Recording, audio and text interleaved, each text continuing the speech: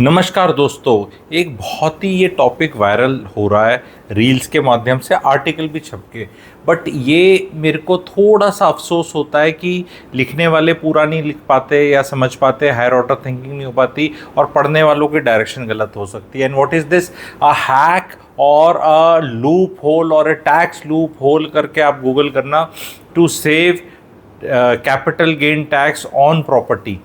और वो महिला का नाम बता रहे हैं, बॉम्बे में कहीं किसी नाम तो बता रहे हैं, एग्जाम्पल से बता रहे हैं। मुझे नहीं लगता ऐसी कोई होंगी, काल्पनिक है मेरे हिसाब से। पर अगर हैं भी तो क्या इस लूप होल मैं बताने वाला। और वो आर्टिकल में क्या कहा गया है कि एक महिला है, उनने अपनी प्रॉपर्टी बेची और कैपिटल गेन उनने कैसे बचाया उनने, कि कैपिटल गेन हुआ और उनने अपने पति की ही एक प्रॉपर्टी खरीद ली और इससे उनका कैपिटल गेन बच गया। तो सब ने वाहवाही कर ली। किसी ने ये नहीं बोला कि उनने ये जब किया तो उनने 8 से 9% रजिस्ट्रेशन कॉस्ट में और नए प्रॉपर्टी खरीदने के एक्सपेंसेस भी तो इंकर करे। 12.5% कैपिटल गेन टैक्स बचाया। कैपिटल गेन टैक्स जो होता है वो गेन्स पे ही होता है, पूरी प्रॉपर्टी पे नहीं होता। लेकिन जब रजिस्ट्रेशन कॉस्ट लगती है तो वो पूरी प्रॉपर्टी पे ही लगती है। फॉर एग्जाम्पल, अगर आपका 1 करोड़ का कैपिटल गेन हुआ है तो 12.5 लाख रुपए का उस पर लगेगा, क्या, टैक्स लगेगा। ठीक है। पर अगर आपने 2 करोड़ की प्रॉपर्टी ली तो उस पर आपको 16, 17, 18 लाख रजिस्ट्रेशन कॉस्ट देनी पड़ेगी। तो क्या बचाया आपने? ये क्यों एग्जाम्पल बता रहे हैं? और वो बता रहे हैं कि ये इनने कोर्ट में जाके कहीं उनने केस वेस भी करके जीते हैं। Sometimes it is so foolhardy that the social media just catches onto and latches onto it, and ये इतने यंगस्टर्स आर्टिकल लिखते हैं, कहीं भी कोई रील बनाते हैं उस पर आर्टिकल लिख देते हैं, क्योंकि ये फिनेंशियल पॉर्न चल रहा है एक तरह से ना। बहुत उस पर भरने के लिए कुछ चाहिए। जैसे मेरे जैसे भी हैं, नई चीज़ या कोई चीज़ बताने के लिए थोड़ा टाइम लगता है, समझाने के लिए। रोज़ आकर आप कुछ करने लग जाएं तो फिर ये फिनेंशियल पॉर्न वाली साइड में ही चले जाएंगे।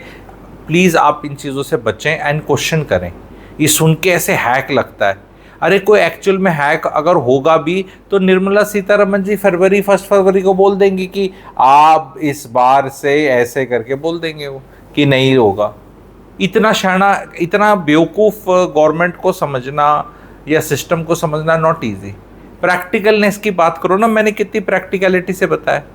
आप जब प्रॉपर्टी पति की खरीदने की बजाय, पति की प्रॉपर्टी खरीदने के बजाय 12.5% टैक्स दे दो, उसका जो पैसा बचा जो भी है उससे कुछ मर्जी करो, कुछ शेयर्स लो, म्यूचुअल फंड लो, घूमी करो, छोटी प्रॉपर्टी खरीदो, पूरी का टैक्स ना बचा के कुछ पे दे दो, कुछ पे एक नई चीज़ करके ले लो।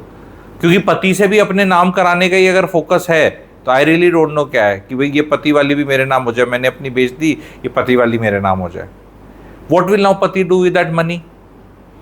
एंड आपका खर्चा कितना हुआ? कोई हायर ऑर्डर थिंकिंग नहीं कर रहा। मैं कह रहा हूँ ये करने में आप कोई भी प्रॉपर्टी का दाम ले लो, कोई भी कैलकुलेशन कैसे भी कर लो, इसमें खर्चा ज़्यादा होगा। क्योंकि एक बेसिक ज्ञान मैं बता रहा हूँ कि रजिस्ट्रेशन कॉस्ट जिस रेट पे आप प्रॉपर्टी खरीदते हो उस पे होती है, एंड नाउ कैपिटल गेन होता है सिर्फ गेन पे।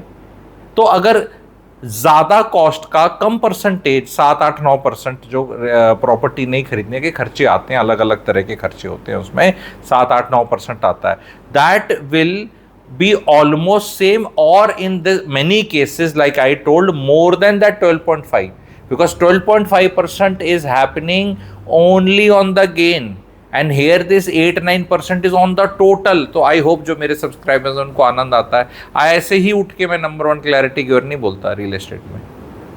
रियल एस्टेट मेंटरिंग प्रोग्राम मेरा चल रहा है, आप उसमें एनरोल होना चाहते हैं तो हो जाएं।